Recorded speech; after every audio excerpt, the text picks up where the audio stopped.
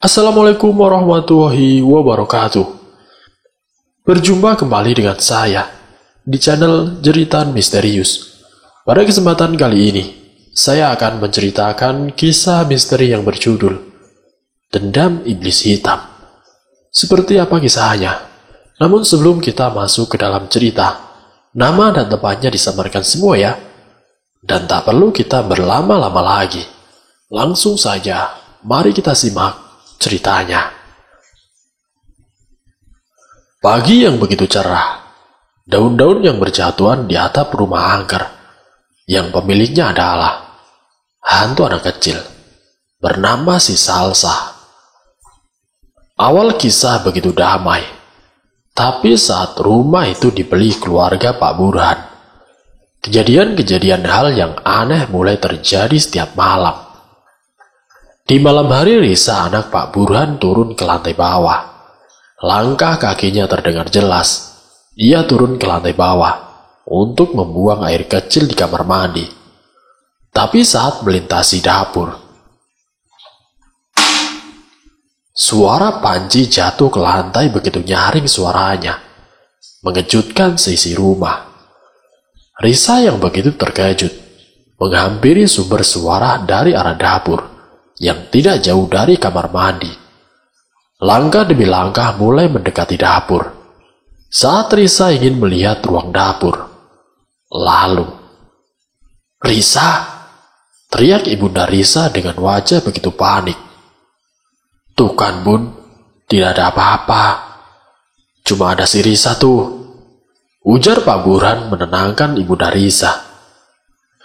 Ibunda yang wajahnya penuh keringat dingin sudah agak lega. Ayah Risa yaitu Pak Burhan mengajak ibunda Risa kembali ke kamar. "Ibu sama ayah kenapa sih? Orang bukan aku yang jatuhin pancinya kok," kesal hati Risa. Saat Risa menengok ke arah belakang untuk merapikan panci, tapi panci itu sudah rapi ke tempat semula. Risa yang begitu heran dengan yang terjadi, hanya menganggapnya hanya halusinasi. Saat Risa berjalan ke arah tangga rumah, anak kecil dengan berambut panjang hitam menampakkan diri di belakang Risa dengan tatapan yang begitu menyeramkan. Risa kembali ke kamarnya. Alangkah terkejutnya dia saat memasuki kamarnya. Tangan yang begitu bergemetaran dengan rasa takut yang mencekam di benak Risa. Puluhan coretan dengan bertuliskan, "Ayo main." Tulisan itu muncul di mana-mana. Risa langsung berteriak ketakutan, yang membuat seisi rumah terdengar suara teriakan Risa dari kamar tidur. "Risa!" teriak kedua orang tuanya si Risa. Mereka pun lekas menuju ke kamar Risa dengan sangat terburu-buru. Saat orang tua Risa menuju kamar Risa, tiba-tiba sesosok anak kecil berambut panjang itu menampakkan dirinya. Jari telunjuknya menunjuk ke arah Risa. Risa mulai berkeringat dingin di sekujur tubuhnya. Anak kecil itu tertawa dengan riang, dengan tatapan yang begitu sangat tajam. Lalu anak kecil itu berkata, "Berikan jiwamu," teriak anak kecil tersebut. Sekejap mata tubuh anak kecil tersebut berubah menjadi iblis yang hitam, yang begitu sangat kejam. Matanya berubah menjadi merah. Jari jemarinya penuh dengan kuku yang begitu tajam. Tersenyum jahat ke arah Risa. Risa hanya terdiam diri melihat ke arah anak kecil itu. Semakin mendekat ke arah Risa. Namun sayang orang tua Risa datang menghampiri Risa dan langsung memeluk Risa dengan erat. Hantu itu berbalik dan menghilang tanpa jejak. Kamar Risa tiba-tiba langsung bersih tanpa coretan sedikit pun. Bersamaan dengan hilangnya hantu tersebut, orang tuanya Risa mengusap-ngusap kepala Risa. "Kamu tidak apa-apa kan sayang?"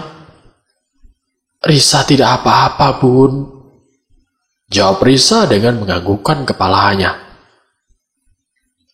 Kalau begitu, kamu tidur bareng sama Bunda dan Ayah ya. Ajak Ibunda pada Risa. Risa hanya menganggukkan kepalanya, dan mereka bertiga berjalan bersama-sama ke kamar tidur. Namun saat melintasi sebuah foto keluarga, tiba-tiba mata di dalam foto itu bergerak ke arah kiri. Sinar mentari pagi menyinari seisi rumah Pak Burhan melalui kaca jendela. Risa, ayo bangun sayang. Kita sarapan pagi dulu yuk. Ajak Ibunda pada Risa. Risa hanya menganggukkan kepala dan masih mengusap-ngusap mata kanannya dengan jemari tangan kanan.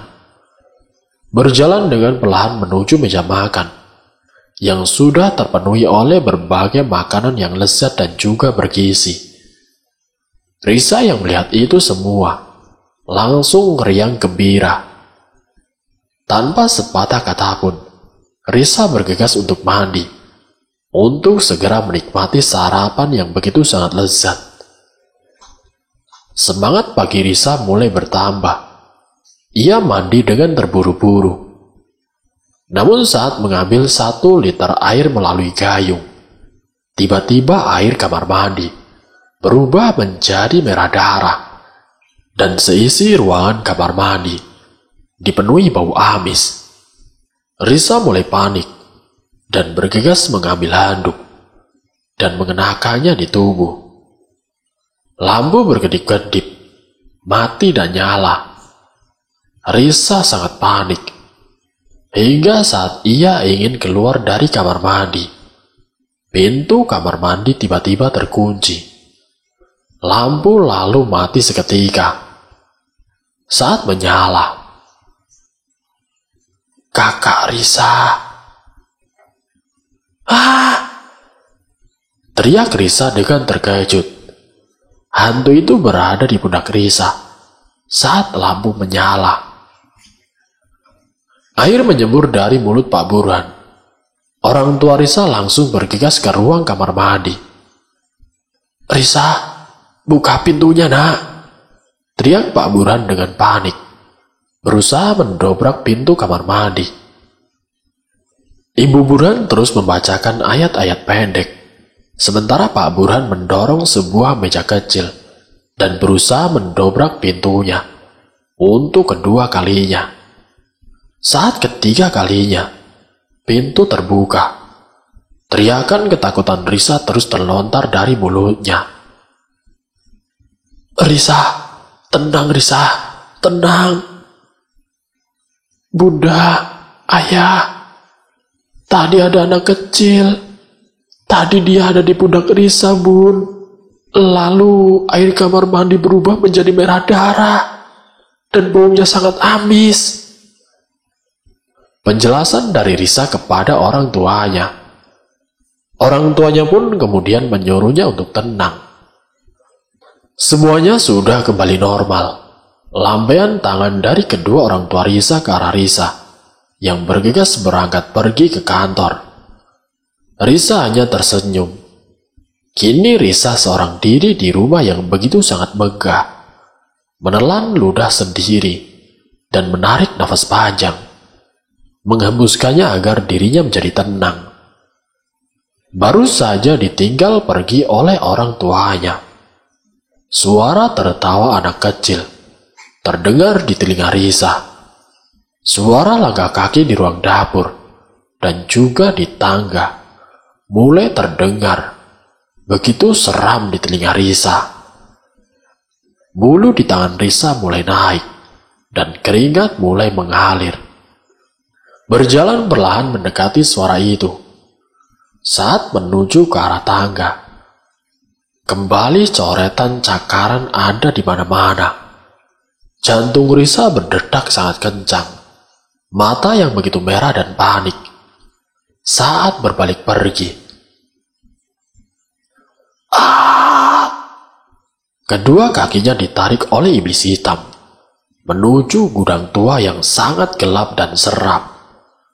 Kedua tangan Risa memegang pintu gudang tersebut untuk menahan tubuhnya dari tarikan hantu itu.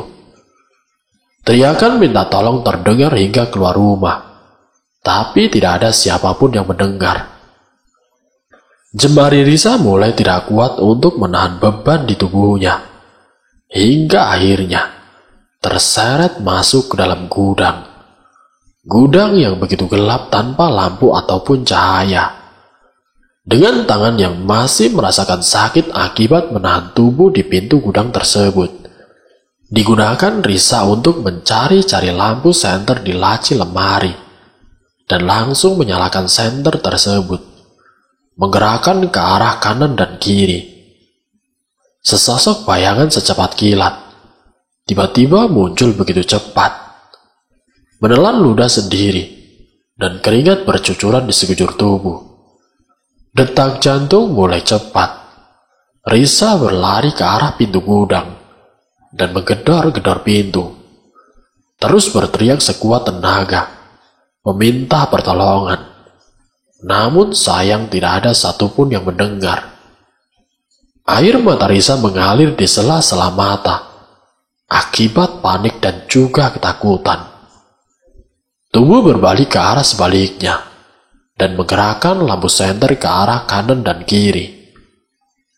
Tiba-tiba sesosok bayangan dengan begitu cepat, hingga tidak bisa dilihat oleh mata, menjatuhkan lampu senter milik Risa ke lantai, yang begitu jauh dari posisinya. Hati Risa mulai berdebar dengan kencang. Perasaan aneh mulai bertaburan kemana-mana. "Kak Risa, sini, main denganku yuk," ajak hantu anak kecil bernama Salsa, yang kini menampakkan dirinya.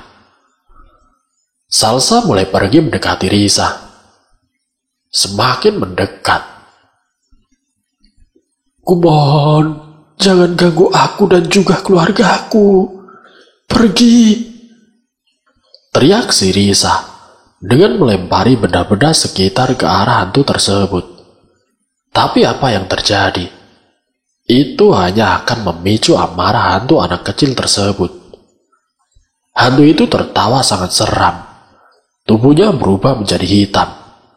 Taring gigi mulai bermunculan. Kuku jemari berubah menjadi hitam. Dan mata berubah menjadi merah. Suasana mulai menjadi seram. Risa mulai terpojok. Tidak ada jalan keluar bagi Risa saat ini. Apa yang akan Risa lakukan sekarang? Risa mengambil lampu lentera di sampingnya, lalu menyalakannya, dan langsung melempar ke arah hantu itu. Alangkah terkejutnya si Risa. Hantu tersebut terbakar dan lenyap di depan mata Risa. Pikiran Risa mengatakan semua sudah selesai. Hati Risa menjadi lega. Namun, "Kak Risa," ucap hantu kecil itu di atas atap rumah. Risa menoleh ke arah atasnya. Lalu tiba-tiba, Risa diterkam oleh hantu Salsa. Sekeras mungkin Risa terus berteriak meminta tolong dan terus memberontak agar bisa menjauh dari hantu yang begitu seram yang ada di hadapannya sekarang. Risa terus membacakan ayat-ayat doa agar hantu itu pergi dari hadapannya. Namun sayang, hantu itu justru tidak mau pergi. Kedua tangan Risa digenggam. Risa terus memberontak. Tapi saat Risa melihat mata sang hantu, Risa hanya terdiam dan menatap mata hantu itu. "Berikan jiwamu," bisik hantu itu. Tidak akan pernah," teriak Risa, lalu membaca ayat-ayat doa sekali lagi. Tubuh hantu itu mulai mundur dan pergi bersama kegelapan. Risa menelan ludahnya dan menarik nafas panjang. Jantung yang masih berdetak sangat kencang, mengakibatkan keringat mengalir terus di tubuh. Berdiri dan melangkah keluar dari ruang gudang. Kejadian itu membuatnya trauma akan hal yang sangat menyeramkan. Tubuh terasa sakit akibat kejadian itu. Melangkah ke dapur dan mengambil segelas air putih, dan ia teguhkan hingga tidak tersisa. Menghembuskan napas panjang, terduduk lemas tidak berdaya. Hari mulai menjelang malam. Pada pukul 7 malam, kedua orang tuanya akhirnya pulang ke rumah. Risa tidak menyambut sama sekali. Ia hanya terdiam diri, menonton televisi, hanya menatap ke arah televisi. "Risa, kamu kenapa sayang?" tanya ibunda yang mendekati putrinya. Risa hanya menggelengkan kepalanya. Ibunda hanya tersenyum sedikit, lalu memegang kepala Risa. Alangkah terkejutnya ia. Tiba-tiba tubuh Risa demam tinggi. Lalu ibunda mengantar putri sulungnya ke kamar tidur dan menyuruh Risa untuk beristirahat. Risa hanya menganggukkan kepala dan beranjak ke tempat tidur dan mulai memejamkan matanya. Ibunda Risa lalu mematikan lampu kamarnya dan berjalan pergi keluar kamar. Saat menutup pintu kamar dan tepat di depan pintu, ibunda Risa menghembuskan nafas panjang sejenak dan berpikir pasti ada sesuatu yang terjadi pada putri sulungnya. Lalu ibunda Risa membicarakan ini kepada Pak Burhan suaminya. Pak Burhan juga mencemaskan keadaan Risa dan berusaha mencari solusinya. Hari mulai tengah malam. Tepat pada pukul 11 malam, semua lampu di rumah dimatikan. Horden jendela melayang-layang terhembus angin malam di kamar Risa. Tiba-tiba saja, Risa terjatuh dari tempat tidur dan sekilas sudah berada di ruang tamu. Saat membuka mata, Risa terkejut dengan apa yang terjadi pada dirinya. Dia menengok ke arah kanan dan kiri. Hatinya mulai kebingungan. Kenapa ia bisa berada di ruang tamu? Dan saat disitulah, sesosok bayangan hitam berjalan di dinding rumah. Berjalan terus-menerus, hingga akhirnya berhenti di sebuah cermin yang begitu sangat besar. Alangkah terkejutnya Risa melihat semua itu. Kedua tangan sosok bayangan itu keluar dari cermin.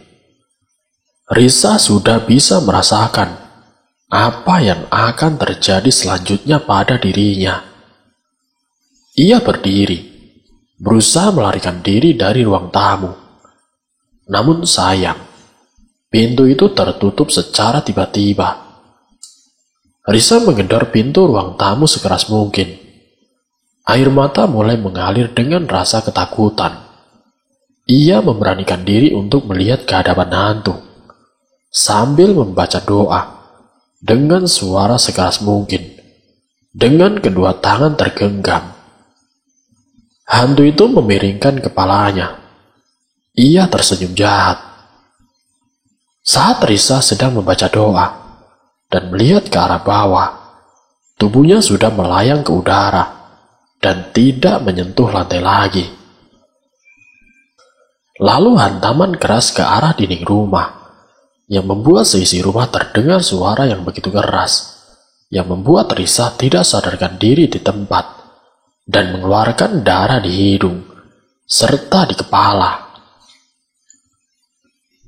Kini suara ambulan terdengar begitu jelas. Puluhan tetangga Pak Burhan berkumpul di rumahnya. Sorotan mata memandang ke arah anak Pak Burhan, yaitu si Risa yang terbaring tidak sadarkan diri saat dibawa oleh pihak medis ke dalam mobil ambulan menuju rumah sakit. Orang tua Risa terus menangis di depan ruang UGD. Mereka berdoa agar anak semata wayangnya baik-baik saja. Saat dokter keluar dari ruang UGD dan memberikan penjelasan kepada orang tua si Risa bahwa Risa baik-baik saja, ada kemungkinan Risa terjatuh dari suatu tempat, kata dokter dari pemikiran logikanya. Orang tua Risa mengucapkan terima kasih kepada dokter tersebut. Dokter itu pun kemudian pamit untuk mengurus pasien yang lain. Kini kedua orang tua Risa segera melihat anak semata wayangnya yang terbaring lemas di tempat tidur. Mata yang begitu layu melihat ke arah kedua orang tuanya. Risa baik-baik saja, Bun. Ayah.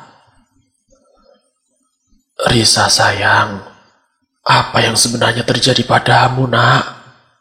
Tanya Pak Burhan dengan mengusap-ngusap rambut anaknya. Risa berusaha untuk posisi duduk di tempat tidur. Lalu sang ibu membantu Risa untuk duduk.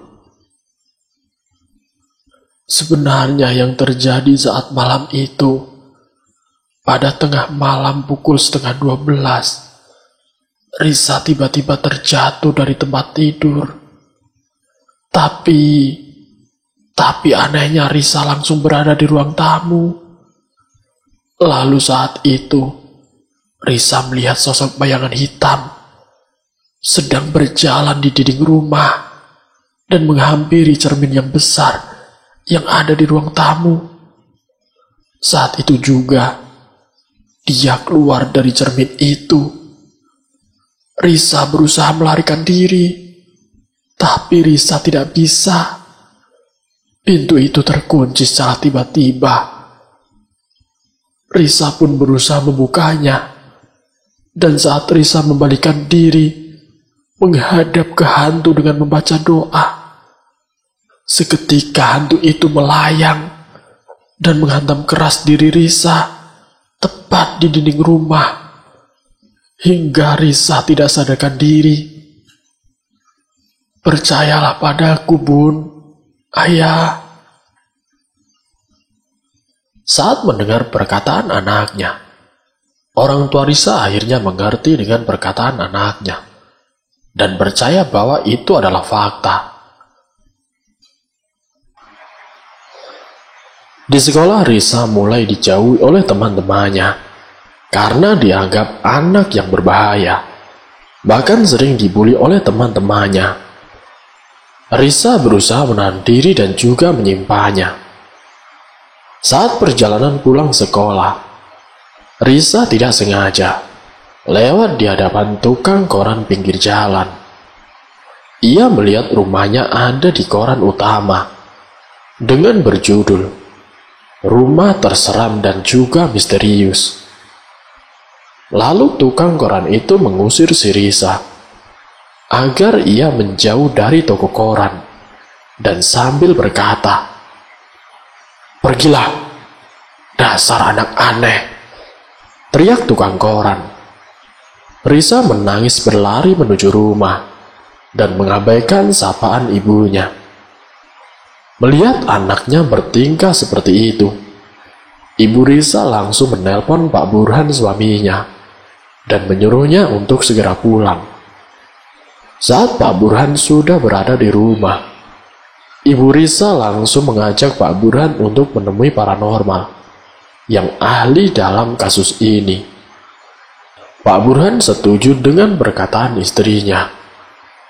Pak Burhan dan Ibu Burhan langsung menuju paranormal, yang tidak lain adalah temannya Pak Burhan sendiri.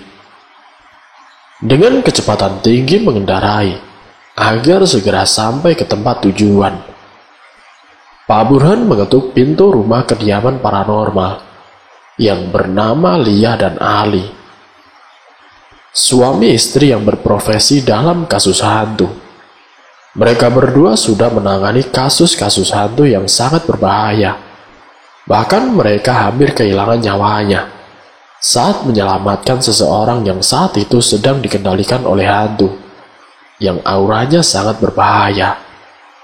Pak Burhan dan Ibu Burhan menceritakan semua tentang kejadian aneh di rumah barunya. Ibu Lia dan juga Pak Ali setuju untuk menangani kasus ini agar tidak ada ketraumaan lagi dalam kehidupan keluarga Pak Burhan. Suara ketukan pintu yang begitu keras terdengar dari depan rumah. Risa menelan ludahnya dan merasakan kehadiran sosok makhluk lain yang kini sedang menghampirinya. Malam ini juga, Risa menutup tubuhnya dengan selimut dan terus berdoa. Suara langkah kaki yang begitu terdengar di daerah tangga semakin dekat menghampirinya. Detak jantung berdetak sangat kencang. Tubuh yang gemetar ketakutan yang tertutupi oleh selimut. Mendengar suara langkah kaki mulai mendekat. Dan Risa berteriak seketika. Selimutnya ditarik oleh hantu Salsa. Suara tertawa yang begitu seram membuat Risa ketakutan. Tempat tidur berguncang sendiri dan lemari bergeser menahan pintu kamar. Risa berlari ke pintu kamar dan berusaha mendobrak pintu itu. Tapi sayangnya tidak membawa hasil. "Kak Risa, ayo sini, kita main yuk." Hantu Salsa itu tertawa kegirangan. Hantu itu terus menghampiri Risa. Kini semakin dekat, sampai Risa terpojok dan tidak bisa kemana-mana lagi. Lalu sebuah paku melayang ke arah Risa dan menancap di kedua lengan baju Risa. Risa tidak bisa bergerak lagi karena kedua lengan bajunya tertancap paku di dinding. Risa berusaha melepaskan paku tersebut, tapi tidak berhasil. Hantu bernama Salsa itu langsung mencekik leher Risa. "Kak Risa, sekarang kamu tidak bisa kabur lagi." Hantu itu tersenyum lebar. Lepaskan aku," ucap kalimat Risa yang terpatah. Hantu itu menyemburkan cairan hitam ke dalam mulut Risa, yang membuat Risa berteriak sangat kencang. Suara teriakan Risa terdengar hingga keluar rumah. Orang tua Risa dan kedua paranormal itu langsung berlari masuk ke dalam rumah. Namun saat kedua orang tua Risa ingin masuk ke dalam rumah, tiba-tiba seluruh pintu rumah terkunci. Dan untungnya kedua paranormal itu sudah masuk ke dalam rumah. Kedua orang tua Risa berusaha membuka pintu tersebut, tapi tidak bisa. Begitu juga paranormal yang berusaha membuka pintu tersebut dari dalam, tapi tidak berhasil. Pak Burhan mengandalkan kedua paranormal tersebut untuk menyelamatkan anaknya. Paranormal itu pun mengerti dan mulai penyelidikan kasus tersebut. Di atas meja ruang tamu sudah ada sesajen dan sebuah kertas kosong dan pulpen. Lantas Bu Lia memejamkan matanya. Begitu juga Pak Ali ikut memejamkan matanya. Lalu Bu Lia membuka matanya. Ia sekarang sedang berada di dunia lain. Dunia di mana ia bisa mengetahui asal-usul terjadinya masalah itu. Bu Lia berjalan menaiki tangga rumah dan masuk ke dalam kamar milik Pak Burhan. Di sana seolah-olah ia memegang senjata dan membunuh kedua orang tua si Salsa saat mereka tertidur dengan pulas. Bu Lia kemudian berjalan ke kamar anak kecil bernama Salsa. Tapi di kamar itu tidak ada siapa-siapa. Lalu dia mencari-cari anak tersebut, membuka lemari. Di balik hordeng tidak ada siapa-siapa.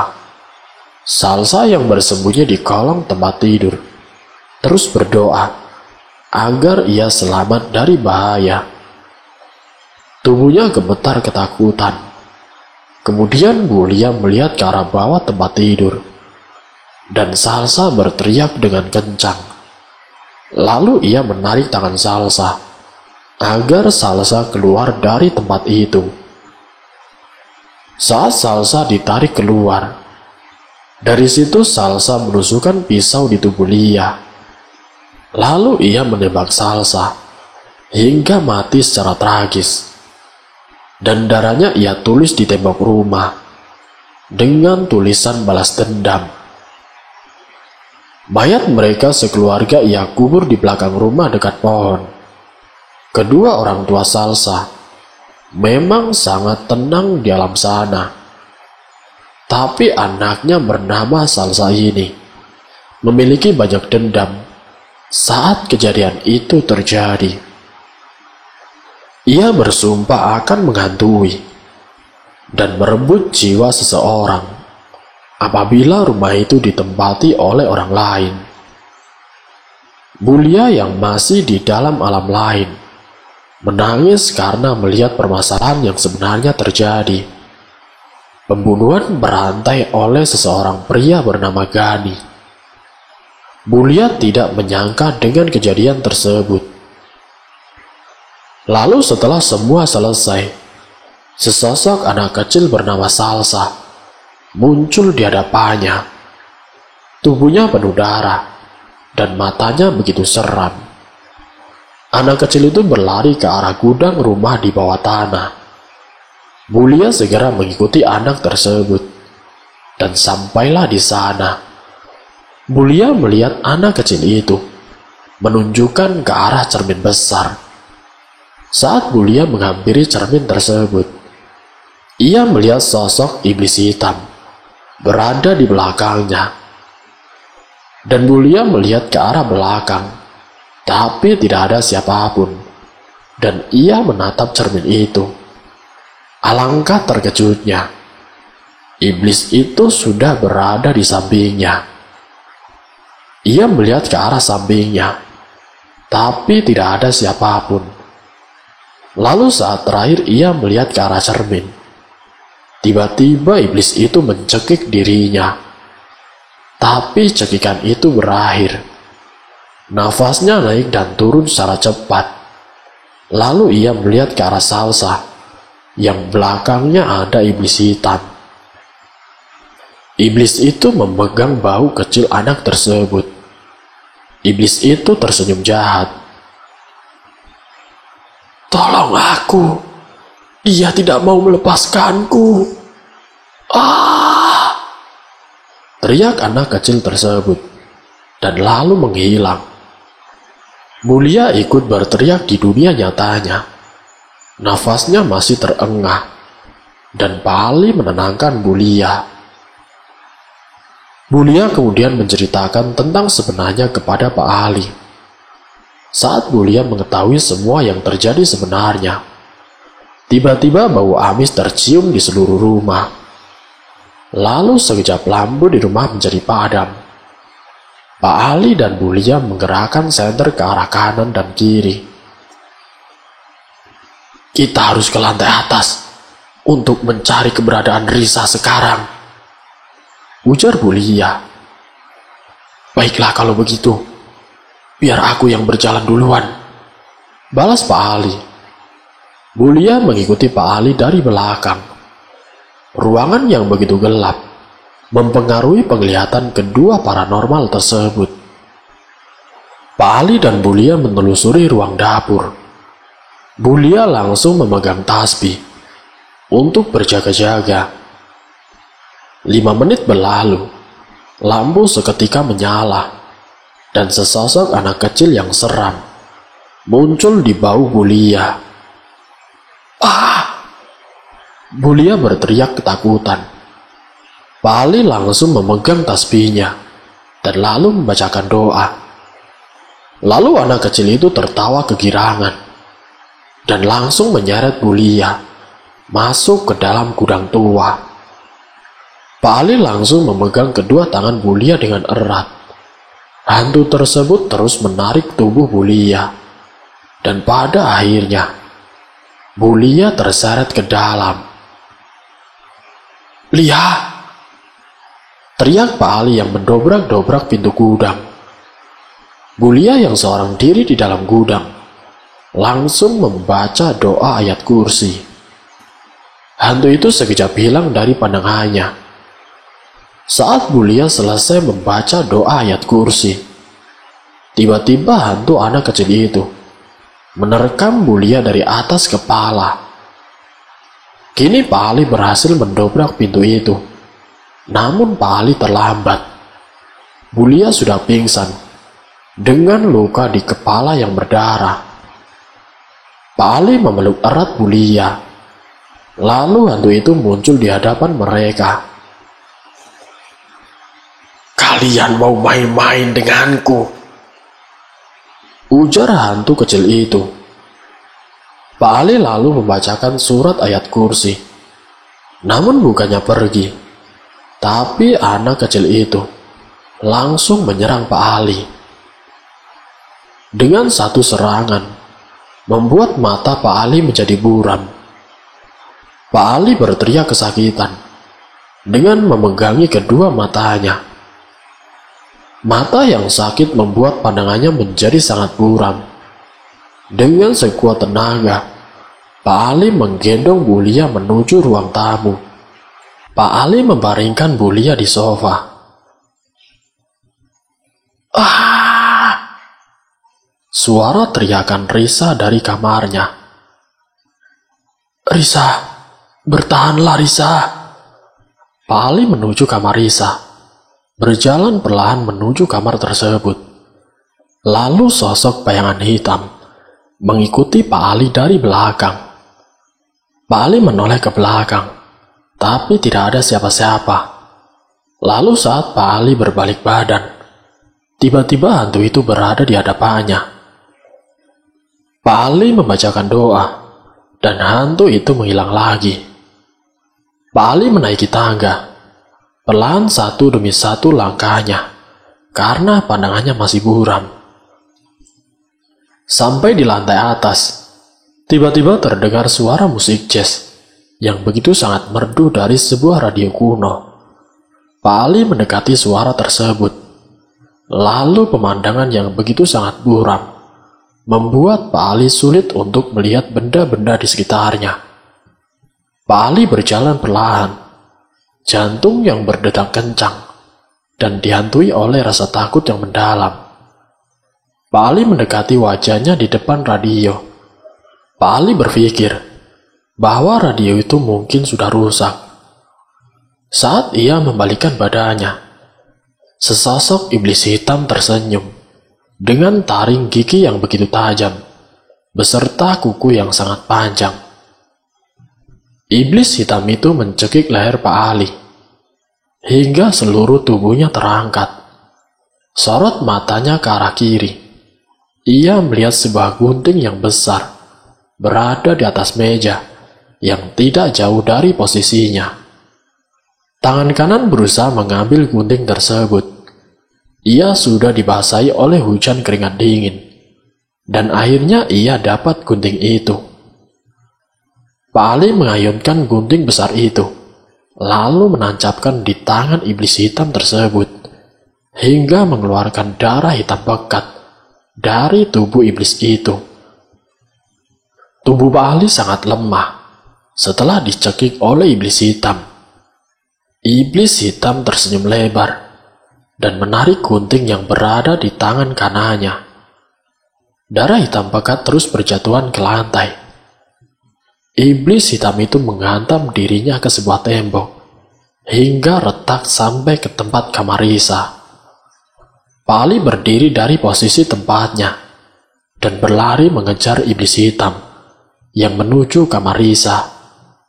Walau pemandangan sangat sulit untuk dilihat, Pak Ali terus berlari, walau terus menabrak benda-benda di sekitar, yang tidak dilihat olehnya.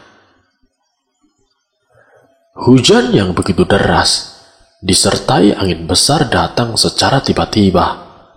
Hantaman petir yang membuat teror di rumah Pak Burhan kini semakin dahsyat. Lalu tiba-tiba tanah bergerak, membuat seisi rumah dan di luar rumah terjatuh ke tanah. Tanah di dekat jendela rumah berubah bentuk kerucut yang ujungnya sangat tajam, siap menunggu kematian seseorang yang akan jatuh dari kamar Risa. Sampai di depan kamar Risa, Pak Ali melihat Risa berdiri di hadapannya yang sedang dikendalikan oleh iblis hitam tersebut.